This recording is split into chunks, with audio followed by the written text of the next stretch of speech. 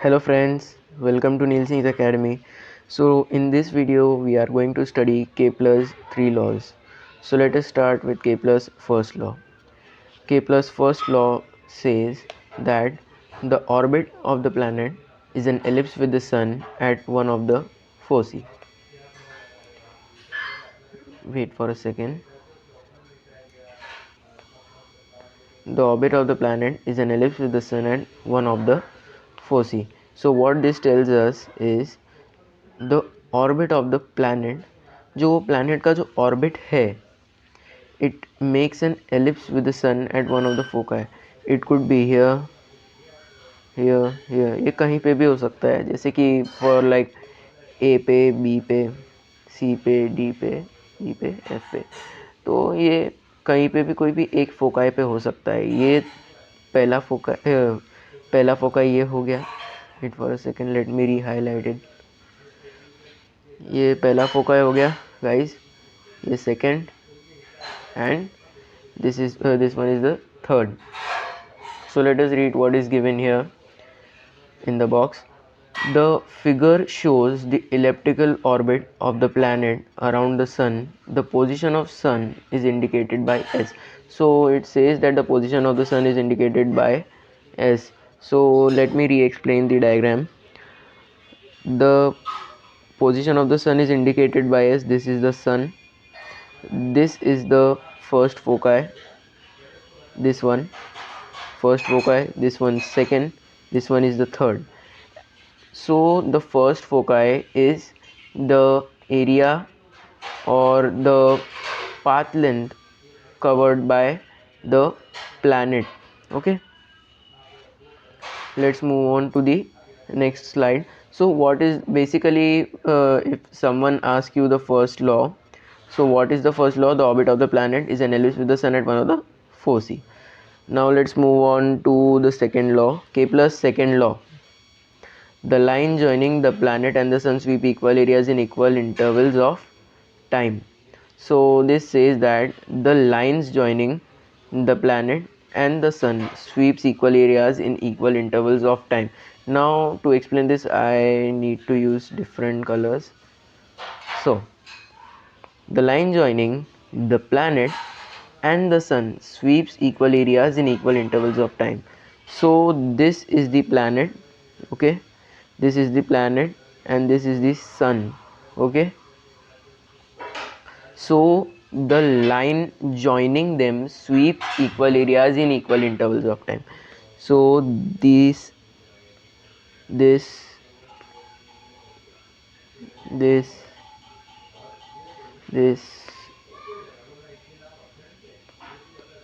so these are the lines joining sun and the planet, okay. These are the lines joining sun and planet. So they sweep equal areas in equal intervals of time. मतलब जितना time ए से B पे जाने के लिए लिया गया है उतना ही टाइम सी से डी पे लिया गया है और उतना ही टाइम ई से एफ पे, ओके। और ये जो तीनों एरिया है, वापस से रिपीट कर रहा हूँ, तीनों जो एरिया है ये इक्वल इंटरवल्स ऑफ टाइम में कवर किए गए हैं. सपोज़ ये ए और बी जो है, ए और बी यहाँ से ए से लेके बी तक जाने का टाइम अगर वो x है, ओके, तो सी से डी तक जाने का टाइम और ई से एफ तक जाने का टाइम भी x ही होगा, okay. So this was I was trying to say. Now let's read what's given in the box. AB and CD are the distances covered by the planet in equal time. So AB, okay, and CD are the distances covered by the planet in equal time. ये दोनों distance है जो planet ने एक ही तरह के time में cover किया है. That is, after equal intervals of time, the position of the planet starting from A and C are shown by B and D respectively. The straight lines AS and CS sweep equal areas in equal intervals of time. Okay, the straight lines AS and CS sweep equal areas in equal intervals of time, that is area ASB and CSD are equal. Now what are they trying to say is the planet is starting from A and the planet is starting from C. Okay, so when the planet stops, in reality it doesn't stop. Now we are just for making you understand, the planet starts from A and comes to B. Okay, and then the planet moves on, and then the planet starts from C and comes at D. Okay, I am not telling that stops, it comes at D. These are the positions denoted in the figure. Okay, now let's move further. The straight lines AS and CS sweep equal areas in equal intervals of time. So what are they saying is the area ASB, this area, okay, and C, wait, CSD, okay, these are the areas. Both of these areas are equal. Okay, now let's move on to the next slide. Kepler's third law. The square of its period of revolution around the sun is directly proportional to the cube of the mean distance of the planet from the sun. Nikhil भाई क्या कर रहे हो आज? कुछ समझ में ही नहीं आ रहा है. कोई बात नहीं, अभी बोलता हूँ. The square of its period of revolution. So अभी यहाँ पे हमें सिर्फ पीरियड ऑफ रिवॉल्यूशन याद रखना है. Around the sun is directly proportional to the cube of the mean distance of the planet from the sun. Okay, so period of revolution, the time मतलब जितना टाइम ये जो प्लैनेट है, ये planet को जितना टाइम लगता है एक चक्कर लगाने में, ओके, ये जो जितना टाइम लगता है प्लैनेट को चक्कर लगाने में, इसका जो स्क्वायर है, ठीक है, इसका जो स्क्वायर है वो डायरेक्टली प्रोपोर्शनल होता है किसको? Cube of the mean distance. मतलब ये डायरेक्टली प्रोपोर्शनल है ये डिस्टेंस को, नहीं तो ये डिस्टेंस को, नहीं तो ये डिस्टेंस भी बोल सकते हैं हम, ये डिस्टेंस भी बोल सकते हैं.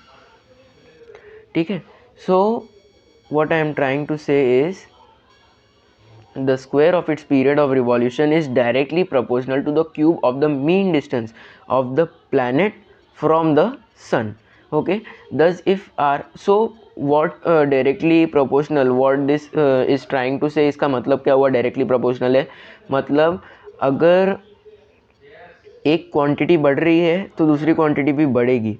तो मतलब अगर पीरियड ऑफ रिवॉल्यूशन का जो स्क्वायर है वो बढ़ेगा, डायरेक्टली प्रोपोर्शनल का क्या मतलब है कि दोनों साथ में, अगर ये बढ़ेगा तो ये भी बढ़ेगा, ये कम होगा तो ये भी कम होगा. Okay, so period of revolution if it increases then the mean distance of the planet from the sun also increases. But square of the period of revolution, if this is increasing, then cube of the mean distance of the planet from the sun is increasing. I am trying to say that. Thus if r, wait on, thus if r is the average distance of the planet from the sun and t is its period of revolution, then t square is proportional to r cube. So let me explain once more.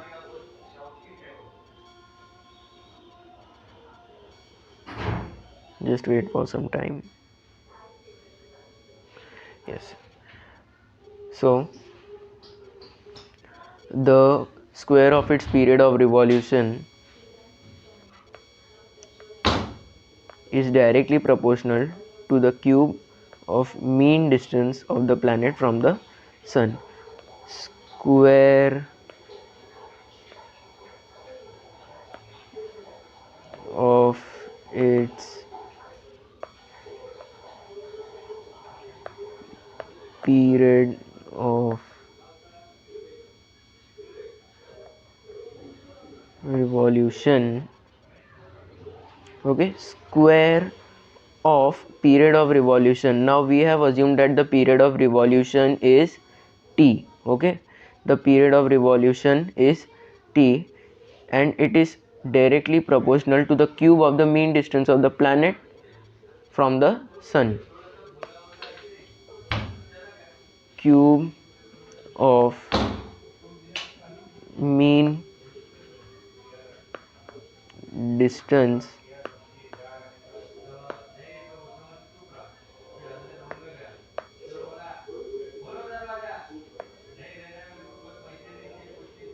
okay. So here we end our today's video, but let me tell you once more all the three laws. What is Kepler's first law? The orbit of the planet is an ellipse with the sun at one of the foci. ये जो planet है ये एक foci पे ellipse बनाता है sun के साथ. Kepler's second law, the line joining the planet and the sun sweeps equal areas in equal intervals of time. जो लाइन प्लैनेट को और सन को ज्वाइन कर रही है it sweeps equal areas in equal intervals of time. और एक और बात, बस ये वाले जो लॉ है इसके अंदर एक बात याद रखनी है कि ये जो एरियाज है A S B and C S D they are equal. Just remember that. What is Kepler's third law? The square of its period of revolution is directly proportional to the cube of the mean distance of the planet from the sun. So यहाँ पे figure में जैसा दे के रखा है, square of period of revolution is directly proportional to the cube of the mean distance of the planet from the sun. So here we end our today's video. Hope so that you understand Kepler's all the three laws really very well. I hope that I have provided quality content to you in this video. Please subscribe to our channel and do like the video if you enjoyed and understood all the things. Comment if you need anything or you need to solve any doubt, you need any notes, any type of help, just comment me down and tell me if I am doing any mistake or you want me to do something else. So here we end our video. Thanks for watching.